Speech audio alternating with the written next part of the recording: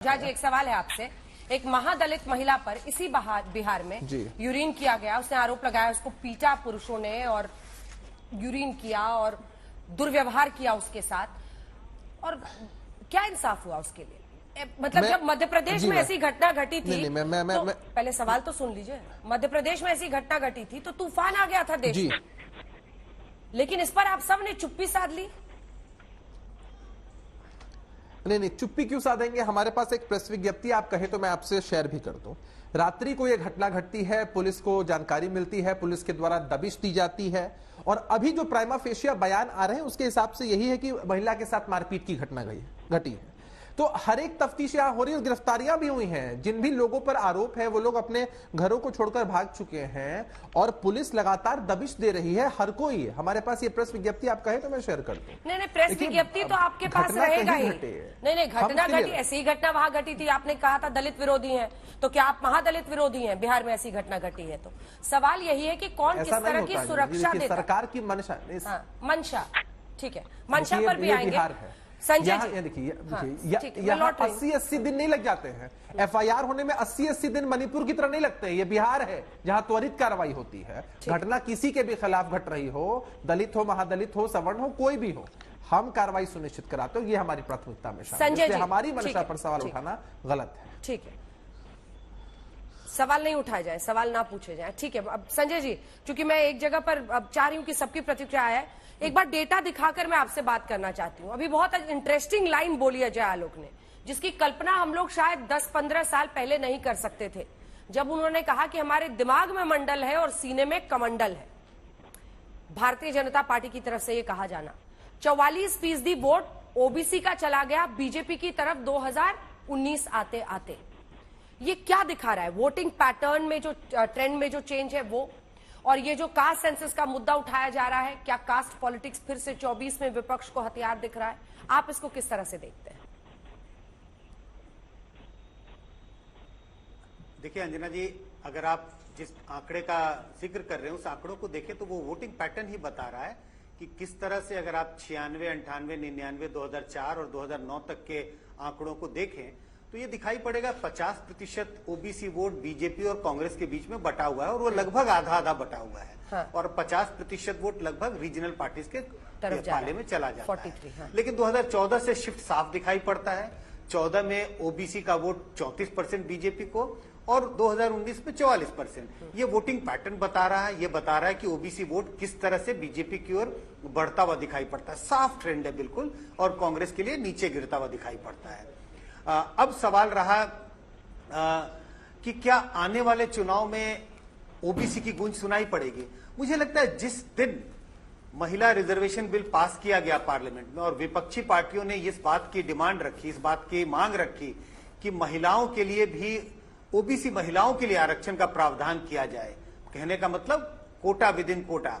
और जब सरकार ने आंकड़े लेके, जब सरकार सामने आई आंकड़ों को लेके कि हमारे इतने सांसद ओबीसी समुदाय से हैं, इतने लेजिस्लेचर देश भर में ओबीसी समुदाय से हैं, और हमारे इतने मंत्री ओबीसी समुदाय से हैं, मुझे उस दिन ऐसा लगा कि 2024 के चुनाव में जरूर ओबीसी की गूंज सुनाई पड़ेगी, क्योंकि विपक्ष तो इस बात की मांग पहले से कर रहा है। विपक्ष तो ये मांग कर रहा है कि ओबीसी जनगणना हो, ओबीसी की गिनती हो। तो शुरुआत में तो ऐसा ही लग रहा था कि उनकी मांग है, उसको उन्होंने महिला आरक्षण में भी एक तरह से डाल दिया।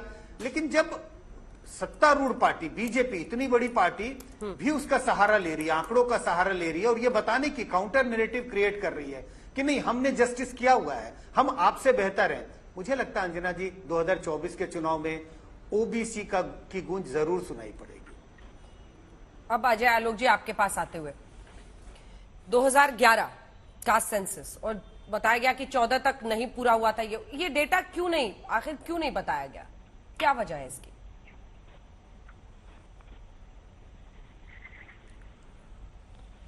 आपको याद होगा कि 2011 में जब इन लोगों ने कास्ट सेंसस किया था तो 2012 में लोकसभा के फ्लोर ऑफ द हाउस पे माननीय गृह मंत्री शिंदे साहब ने कहा था कि इस डेटा में जो हमारे पास आया है इसमें बहुत सारी त्रुटियां हैं, इसे हम जारी नहीं कर सकते हैं, जब हम ठीक करेंगे तब जारी करेंगे। जब आप उस सरकार से उम्मीद नहीं कर रही हैं जिसका खुद का डेटा एकत्र किया हुआ है, वो खुद कह रही है कि मेरा डेटा ठीक नहीं है और उस डेटा को हम जारी कर दें, मतलब आप हमसे क्या एक्सपेक्ट करती हैं? You are expecting moon out of us कि एक फर्जी डेटा को हम जारी कर दें। हमने जब रोहिणी आयोग बनाया, रोहिणी आयोग की रिपोर्ट हम सबमिट हुई प्रेसिडेंट के पास, उसको हमने एक्सेप्ट किया है। उसमें साफ साफ लिखा गया है कि जातिगत जनगणना सेंसस के साथ आप करवाइए, तभी हम आरक्षण का सही ढंग से और तभी हम योजनाओं का सही ढंग से मूल्यांकन करेंगे। ये बात जो ये आज चिल्ला रहे हैं, ये मोदी जी 1.5 साल पहले सोच के बैठे हुए हैं। कोरोना काल के कारण हमारी जातिगत जनगणना नहीं हो सकी या सेंसस नहीं हो सका, जिसको हम 26 में करवाएंगे क्योंकि परिसीमन भी करना है। उसी हिसाब से महिला आरक्षण बढ़ेगा। आज एक से एक पैरोकार निकल रहे हैं। कोई कहता है मुस्लिम महिलाओं को आरक्षण दे, तो धर्म के कैसे आरक्षण दें। एक कोई कहता है विधायिका में आरक्षण की 3 कैटेगरी डिफाइंड है। इतने अच्छे से अमित शाह जी ने पार्लियामेंट में समझाया कि भाई एससी की महिला एससी कैटेगरी है, एसटी कैटेगरी है और जनरल कैटेगरी है।